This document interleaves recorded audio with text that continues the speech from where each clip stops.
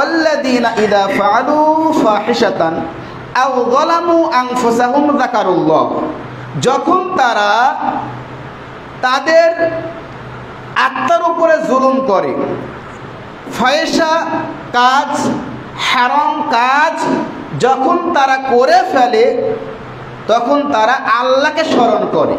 ওয়া ইয়াগফিরু যুনুবা ইল্লাল্লাহ, আর আল্লাহ ছাড়া এমন কে আছে যে তোমাদের পাপ ক্ষমা করবে।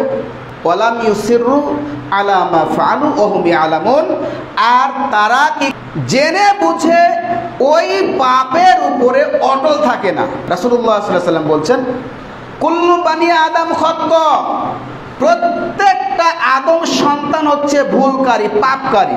ওয়া খায়রুল খাত্তাইনা আত-তাওয়াবুন, এর মধ্যে সর্বোত্তম ভুলকারী, সর্বোত্তম পাপকারী ওই ব্যক্তি যে পাপ করার পরে আল্লাহর নিকটে ক্ষমা চায়।